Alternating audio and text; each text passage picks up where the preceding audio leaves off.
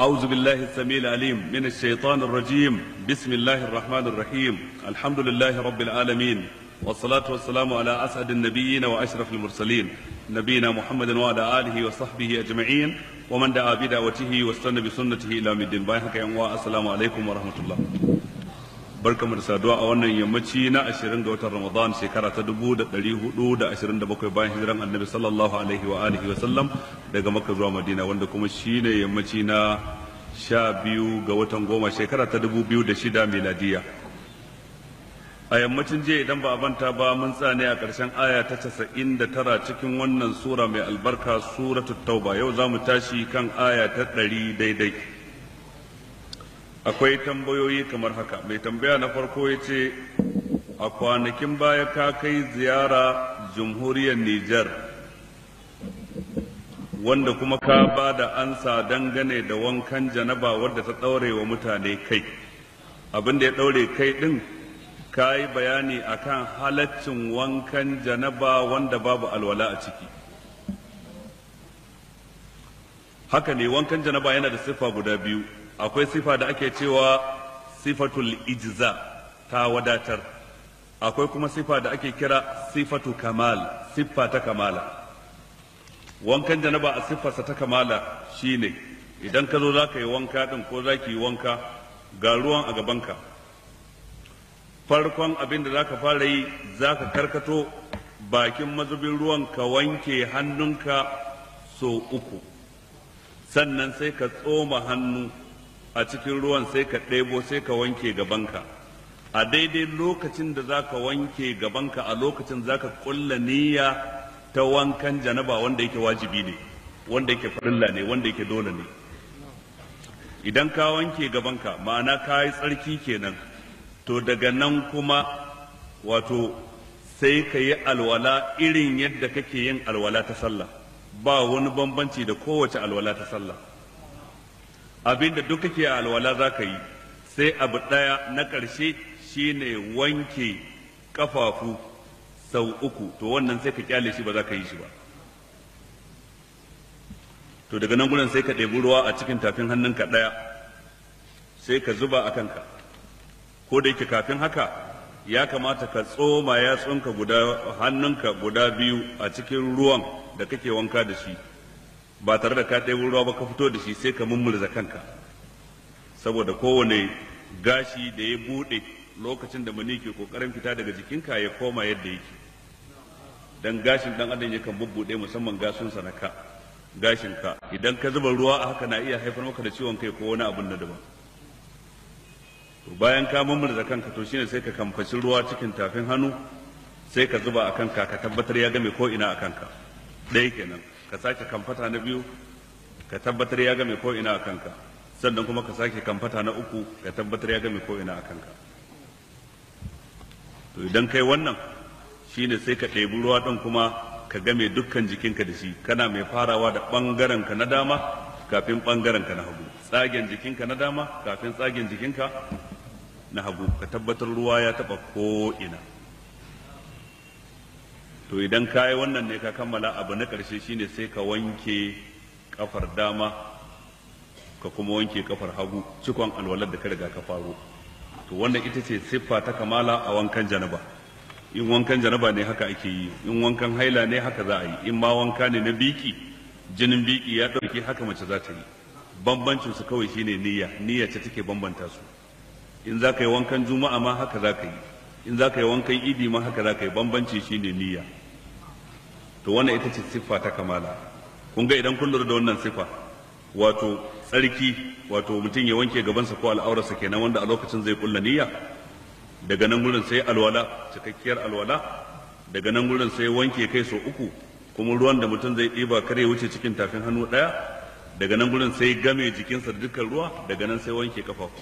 Idan ka ka sai ga ababai guda 4 ne ake yi a cikinsa. Kar ka manta da niyya kuma mahallinta a zuciya ne. Innamal a'malu binniyat wa innamal likulli imrin ma nawa. Amma idan mutum zai siffa ta al-ijza, wadda ta wadatar, wadda ba sai kai alwala a ciki ba, kana zuwa kayan niyyar yin wanka din, kana kulla niyya a cikin zuciyarka, kawai sai ka ɗebi ruwan ka watsa a jikinka ya game ko ina.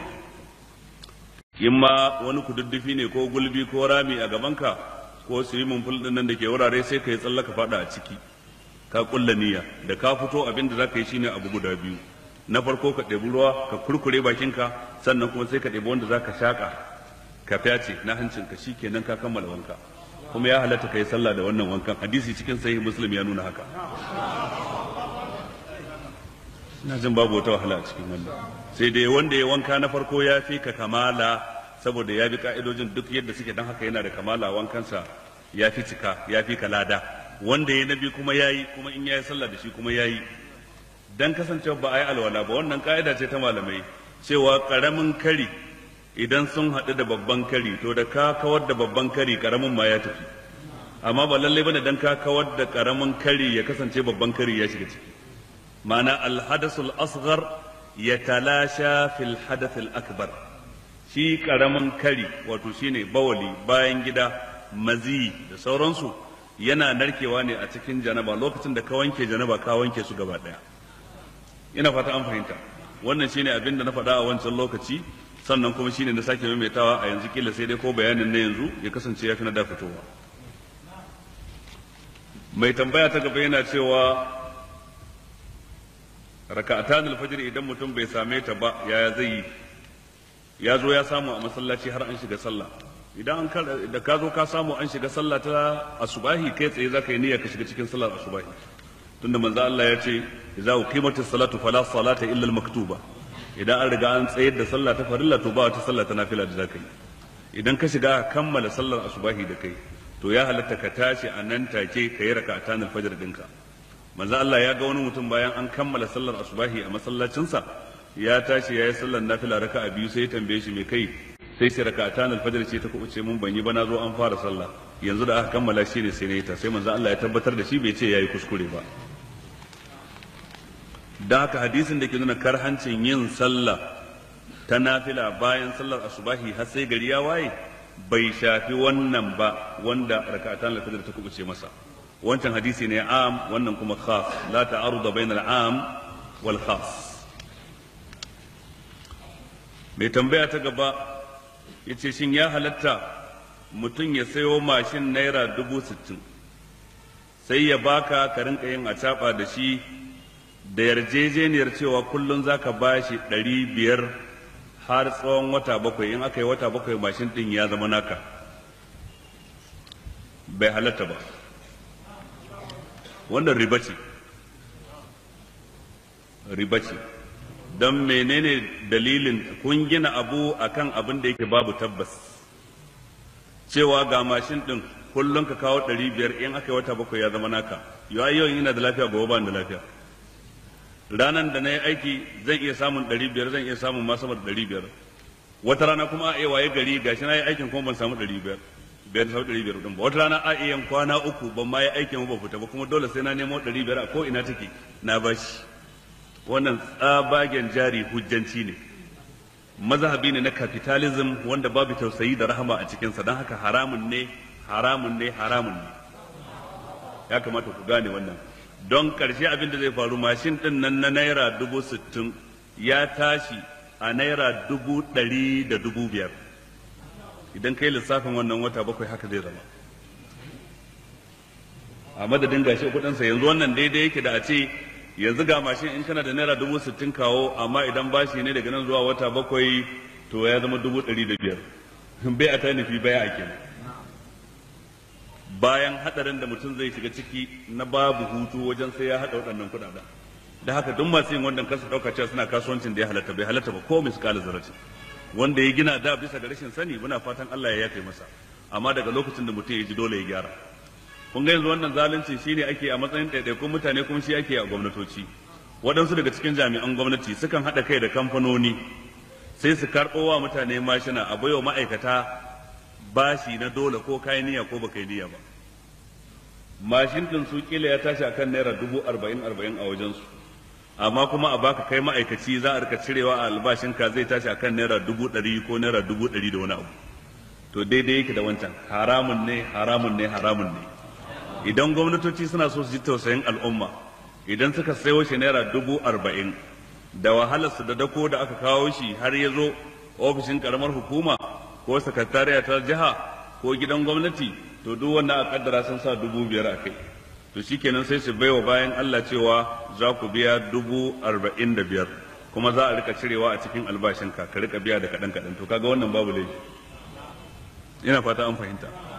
Amma abin da suke na wahalar da bayan Allah ai babu tausayi a ciki. Gwamnati ta sai abu 40,000 kuma ta sayar maka 100,000, ma'ana ta ninka ta sake ɗora wani abu a kai kuma a rika cirewa albashinka. To galibi sukan haɗa kai ne su waɗansu daga cikin ɓata garin ma'aikatan gwamnati ko masu faɗa a cikin gwamnati ko masu mulkin su haɗa kai da kamfanoni dan can za su yi kashi muraba. Dai idan kamfani ya kawo mashin ɗin shi kansa a naira 40,000 ɗin ya ci riba, ko in ya sayar 50,000 ko ya sayar 60,000 ya ci riba. Amma yanzu za a sai mashin ɗinsa kowane ɗaya akan naira 70,000, 30 ɗin ta wannan shi jami'in gwamnatin ce da ya shiga tsakiya. Shi yasa ku ma'aikata ba a baku zaɓi, kawai ana baku bashin ne kan ko kun yadda ko ba ku yadda ba. Kaga tsabar zalunci kina da ta'addanci, dan meye dalilin da za a matsa min sai na karɓi bashi in na ce ba na so fa. To waɗannan haka ake a galibin waɗansu ƙananan hukumomi da waɗansu jihohi, da haka ya kamata a gyara.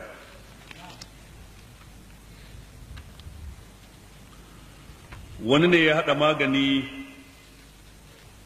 na ɓeraye saboda ɓeraye sun dame shi, sai samo wani bom da ake cewa bom ɗin ɓera wanda ake sawa a cikin abinci sai ɓeraye su ci su mutu. Bisa ga tsautsayi sai ya ajiye a wani wuri sai wani yaro ya ɗauka ya ci ya mutu. Me hukuncinsa? Hukuncinsa ya yi kisa bisa ga kure ba da niyya ba. To idan ka kashe musulmi wanda yake cikin gari na musulmi bisa ga kure ba da niyya ba, abu biyu ne a kanka. Abu na farko addiyatu, wato diya. Diyarsa kuma bisa ga zancen da shi ya fi ƙarfi cikin zantukan malamai, wato raƙuma 100 ko abin da yake daidai da raƙuma 100 ta fuskar daraja, valo ɗinsa ya kai raƙuma 100. To raƙumi 100 miliyan nawa kenan? To waɗansu malamai kuma sukan yi kiyasan sa da azhab wal fidda. A kiyasan bana dai da aka yi kusan diyar mutum musulmi wajen miliyan 8 sai da doriya. Idan ka kashe mutum musulmi bisa ga kure ba da niyya ba, ka sheko mota ka kaɗe shi ya mutu ba da niyya ba, baka yi niyyar kashe shi ba, to wannan miliyan 8 zaka biya diya in za ka karɓi diya a wajenka. Inda a ce za a riga karɓar diya a ƙasar mu ta wannan kisa da ake yi, da direbobi sun rage ganganci, da kuma sun rinka canja taya akan kari. Amma galibi haɗurran da ake ko a cikin gari ko akan tituna, taya ce ta suɗe, sannan kuma ga overload.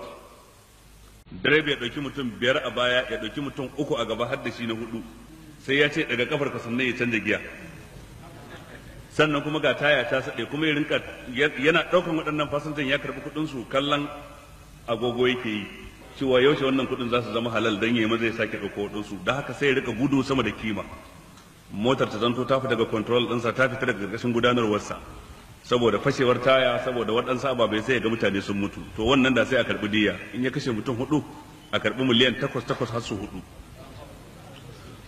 Da kuma ita diya yadda take, mutum da yayi kisan ba shi kadai zai biya ba, shi da waɗanda ake kira al'aqila bisa ga zance da yafi karfi sune aqriba'uhu almuta'assibuna lahu, danginsa ta bangaren uba sune al'aqila, kamar yayyansa da kanne maza duk suna cikin aqila, kannan mahaifinsa maza suna cikin aqila, ƴaƴan kannan mahaifi suna ciki, yayyan mahaifinsa maza suna ciki, ƴaƴan kannan wan mahaifi maza duk suna ciki, kakansa namiji in yana nan duk suna ciki. Waɗannan sune aqila. Tare da shi za su haɗu a har haɗa kuɗin, ko da shi yana da kuɗin da zai biya, duka zai za su haɗu a har haɗa don a biya diya. To hikimar wannan shine, kaga in kun san an caje ku wannan, gobe za ku kyale ya tukin ganganci ba za ku kyale shi ba. Kaga wannan fa darajar rai na musulmi kenan a wajen addinin musulunci. Amma mun riga mun saba, sai mutum ya tukin ganganci ya kaɗai mutane sai a ce Allah ne ya kaddara, sai a kyale shi. Wannan tawakkalin ƙasar mu, tawakkalin mutanen mu, idan ka karbi diya sai aka kamar ka sayar da dan uwanka ne, wannan kuma jahilci ne. Ita diya din dan ta tsare mutunci, ko da akwai kuskure a ciki, to amma akwai wani kuskuren da mutum yayi wani abu, dan haka dai mutum zai biya diya. Daga nan gurin kuma sai ya kafara. diya idan dangin wanda ka kashe suka ce sun yafe shi kenan ta faɗa kanka sai kafara ko mutum zai yantar da baiwa mummuna